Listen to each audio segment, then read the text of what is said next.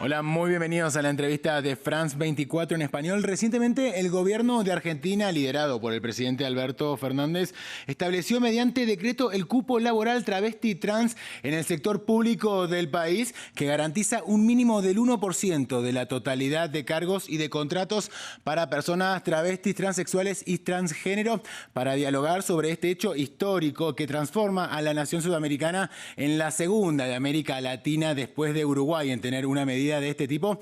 Nos acompaña Florencia Guimaraes García. Ella es militante travesti, integrante de la organización Furia Traba, coordinadora también de la Casa de Diana y Loana, un espacio de encuentro para la comunidad travesti trans de Argentina, y también trabaja para el Centro de Justicia de la Mujer. Florencia, muchísimas gracias por tu presencia en la entrevista de France 24.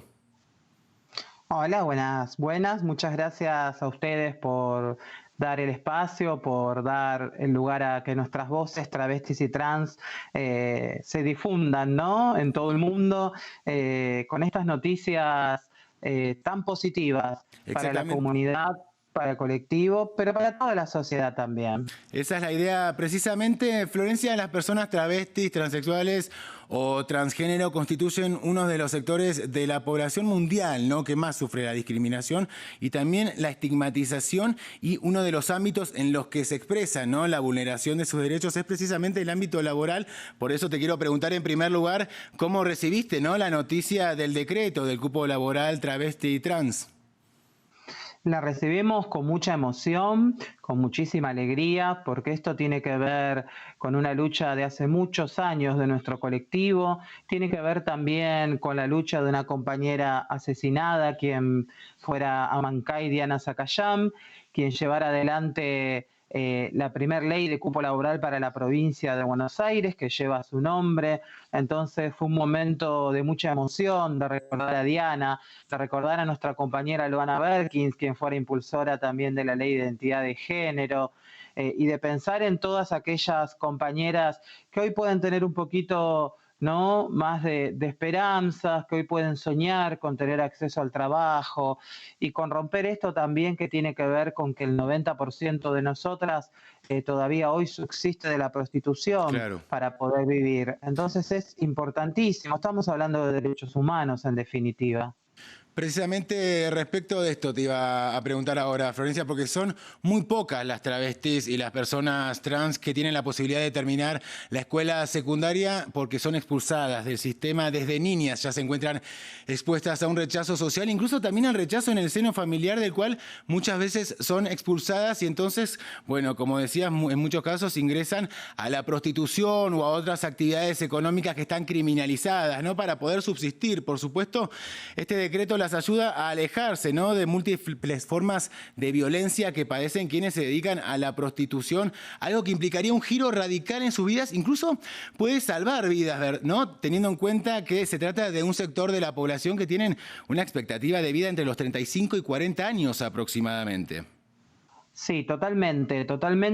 Esperamos que esto empiece a revertir la desigualdad estructural, las violencias estructurales a las que somos sometidas las personas travestis y trans. Vos bien lo decías, en Argentina, pero en toda Latinoamérica se da que la expectativa de vida de las personas travestis y trans ronda entre los 35 y 40 años de edad, y que también somos expulsadas muchas veces de nuestros hogares y de todas las instituciones desde niñas, cuando asumimos nuestra identidad de género desde niñas y adolescentes, ¿no? Cuando tendríamos que estar en el banco, en el pupitre de un colegio, estamos ya muchas veces en una esquina. Y después esto se configura en estas muertes tempranas, en estas muertes evitables, en estos travesticidios y travesticidio social que venimos hablando y denunciando hace muchas décadas. Por eso es algo importantísimo el acceso al trabajo para poder erradicar todas estas formas de violencia que son violencias por identidad de género, ¿verdad? Florencia, ¿crees que para que este decreto, ¿no?, para que funcione bien, hace falta también un cambio social y cultural? Me refiero a si es necesario un cambio en los ámbitos de trabajo, ¿no?, para que sean tratadas como corresponde, además de que la ley sea aplicada, ¿verdad?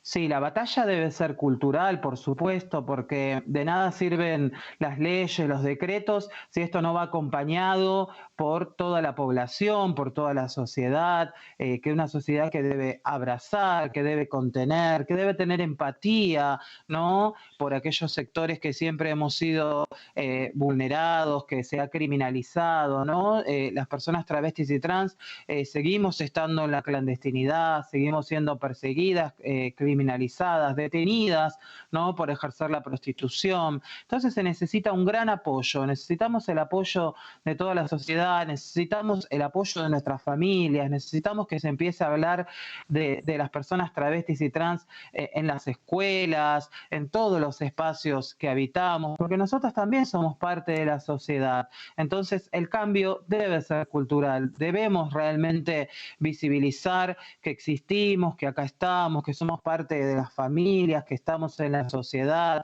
y que no solamente estamos en ese lugar en que somos arrojadas, que es en una esquina, por las noches, en las rutas, en la prostitución. Queremos estar atendiendo en una oficina, siendo maestras, abogadas, doctoras, periodistas, estando en los medios de comunicación, en todos los lugares como cualquier persona, porque en definitiva somos personas y se juzga y se prejuzga simplemente por nuestra identidad de género o por nuestra orientación sexual también. Entonces eso hay que empezar a cambiar, a transformar. Entonces por eso es tan importante estas medidas, este decreto de acciones positivas, desde lo simbólico también, ¿no? Que un gobierno le diga a toda la sociedad, nosotros entendemos lo que atraviesa la población travesti y trans y vamos a tomar medidas sobre esto y vamos a intentar y vamos a llevar a cabo esta transformación social.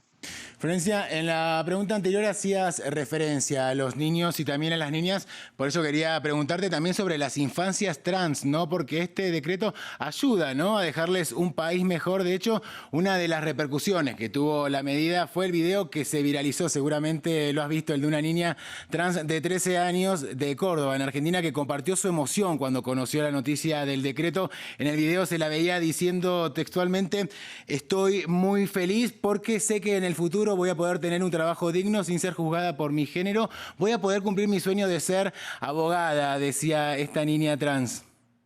Sí, es muy emocionante. Realmente seguimos muy emocionadas porque luchamos por eso, ¿no?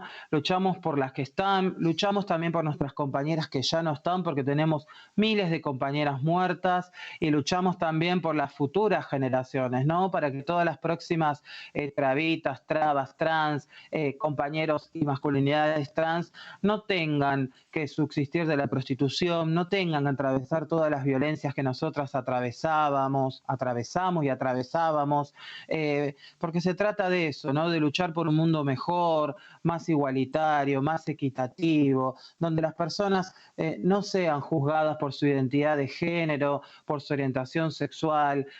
Luchamos por un mundo libre, ¿no? Donde cada quien pueda vivir dependiendo de los parámetros que desea, sin todos estos prejuicios, sin persecución, sin discriminación y sin exclusión, ¿no? Entonces emociona muchísimo pensar en las infancias trans, travestis, en las adolescencias, en todo lo que vamos a dejar, pero también poner el foco en las compañeras que hoy están y que hoy están subsistiendo de la prostitución y que también merecen una oportunidad. Merecemos realmente que se nos dé la oportunidad de demostrar que realmente podemos llegar a todos lados y que cada vez que una compañera ingresa a un puesto laboral no le cambia la vida solamente a esa compañera, sino a todas las personas y a todo el entorno que está a nuestro alrededor. Es importante realmente, esto es muy, muy importante. Absolutamente, Florencia. Ahora, hay determinados sectores de la sociedad, ¿no?, que suelen señalar a los cupos, ¿no?, o cuotas como privilegios. Ellos destacan lo que es la meritocracia, ¿no?, como el motor para llegar a determinados trabajos o puestos. ¿Qué le respondés a quienes sostienen estas ideas?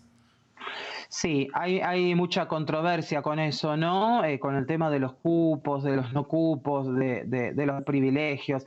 La verdad que hay que profundizar, hay que pensar, hay que tener empatía, hay que comprender que esta ley es una ley de discriminación positiva, que no tendría que existir una ley de cupo, que las personas travestis y trans tendríamos que poder estar en todos los lugares que correspondan, pero como somos excluidas, no nos dejan esos lugares. Entonces, tiene que ver con eso, con comprender la realidad de la comunidad travesti y trans, ¿verdad? Y que esto no es que estábamos pidiendo un derecho seccional simplemente porque somos travestis y trans, simplemente exigimos que se nos tenga en cuenta y que se tomen medidas y políticas públicas para transformar todo esto que veníamos hablando y denunciando anteriormente.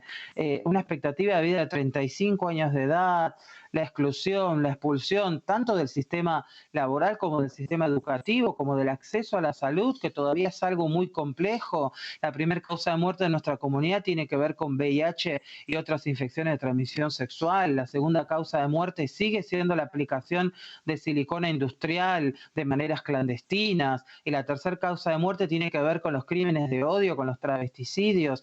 Entonces esto es realmente muy grave y hay que poner esto sobre la mesa y la sociedad tiene que empezar a escuchar. Por eso yo agradezco mucho esta nota y esta participación, para que esto se escuche, para que muchas personas seguramente que están del otro lado en sus casas no comprenden, no saben lo que atravesamos las personas travestis y trans, pero hay que pensar simplemente, ¿no? Un poquitito, el por qué siempre cuando hablamos de las travestis, las mujeres trans, hablamos de ellas en situación de prostitución, sabemos dónde están, si están en estas llamadas zonas rojas, etcétera, y no reflexionamos un minuto y decimos, ¿por qué no hay personas travestis y trans que sean maestras de mis hijos, que atiendan en el negocio, cuando voy a la panadería, cuando voy a una escuela estén dando una clase, son abogadas, son diputadas, legisladoras?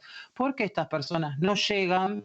Y sí sabemos, y gran parte de la sociedad sabe, dónde encontrarnos por las noches, ¿no? Entonces hay que reflexionar y hay que tener en cuenta lo que nosotras venimos denunciando, que muchas veces esos prejuicios tienen que ver con la ignorancia, con el no saber, y muchas veces también hay una cuota de pensamiento conservador, de este pensamiento heteronormativo, ¿no? Que siempre todo se basa en hombre, mujer, mamá, papá, y quedamos por fuera todas aquellas personas que no cabemos en esos parámetros y que somos parte y que también somos familia y que tenemos otras maneras de vivir, de amar, de desear y de movernos en el mundo, porque en definitiva existimos, hay una diversidad enorme de géneros, de etnias, de corporalidades, se trata de eso, ¿no? De inclusión.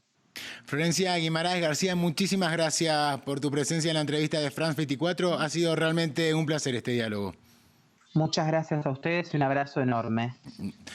A nuestra audiencia la despedimos y la invitamos a quedarse con nosotros porque hay mucho más en el resto de nuestra programación y como siempre les decimos en france24.com.